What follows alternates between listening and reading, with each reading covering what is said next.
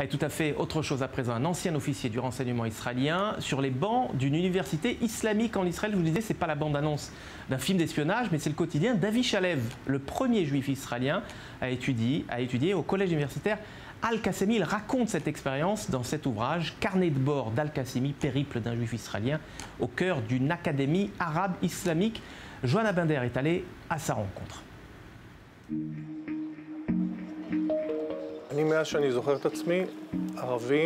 D'aussi loin que je me souvienne, les Arabes, l'islam, la culture arabe et islamique m'ont toujours passionné. Mon rêve était d'étudier dans un environnement arabe, apprendre l'arabe avec des Arabes. Je savais que ça relevait du fantasme. Où est-ce que je pourrais réaliser un tel rêve? Ce rêve, c'est au sein de l'Académie Al-Qasimi à Beka Al-Garbiya, entre Haïfa et Tel Aviv, que Avi Shalev va pouvoir le réaliser. En tant que juif israélien, ancien militaire de carrière, le monde arabe lui est fermé.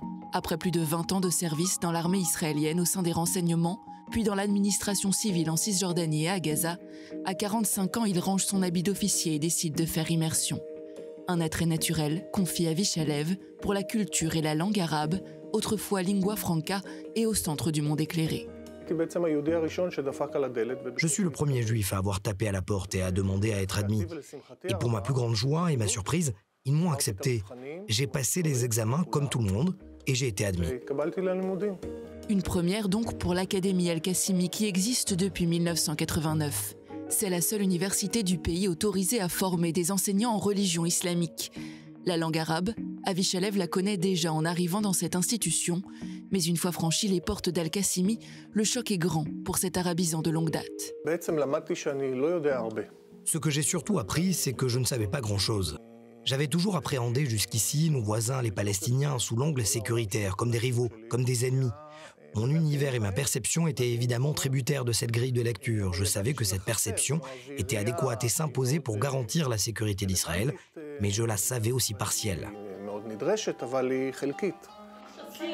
Les nuances et la difficulté de l'arabe classique l'interpellent.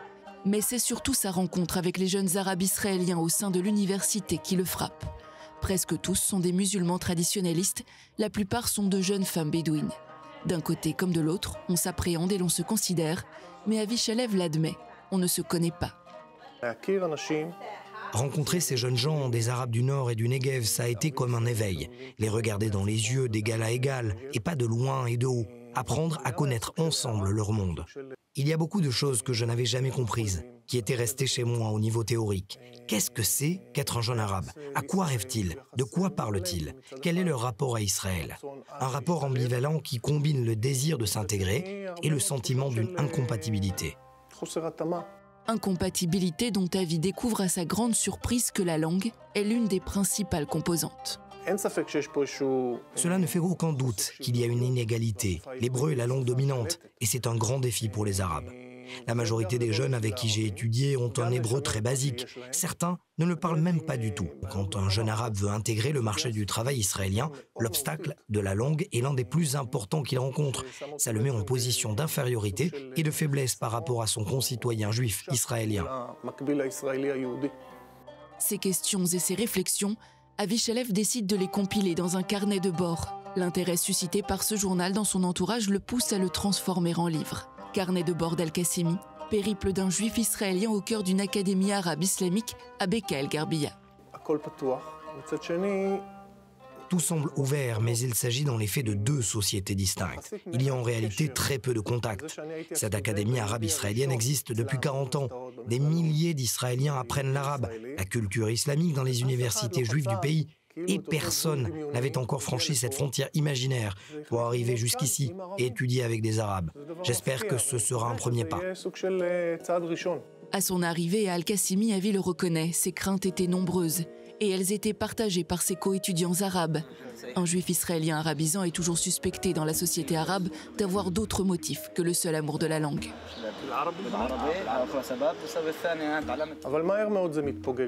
Ces craintes se dissipent très rapidement dès que nous commençons à nous connaître. Ça a été très difficile pour moi d'étudier en arabe. Ça ne m'était jamais arrivé. Et les étudiants ici m'ont vraiment tendu la main. J'ai vécu une sorte d'expérience réparatrice. Le campus d'Al-Qasimi déploie aujourd'hui de vrais efforts pour attirer et intégrer des étudiants juifs israéliens. Depuis la sortie de son livre, qu'il espère bientôt pouvoir traduire en arabe, Avi Shalev multiplie les interviews qui sont devenues virales auprès de la population arabe. À Beka El Garbia, on le reconnaît dans la rue et on l'interpelle. Ah, c'est vous le premier étudiant juif d'Al-Qassimi? Ils me parlent et ils expriment de la joie et de la fierté. Ça fait chaud au cœur, parce que quelque chose de nouveau et de positif se passe. Pour une fois, c'est eux qui accueillent et l'histoire se déroule chez eux. Ce n'est pas un étudiant arabe qui part étudier dans des institutions juives israéliennes. C'est un juif qui vient étudier chez eux.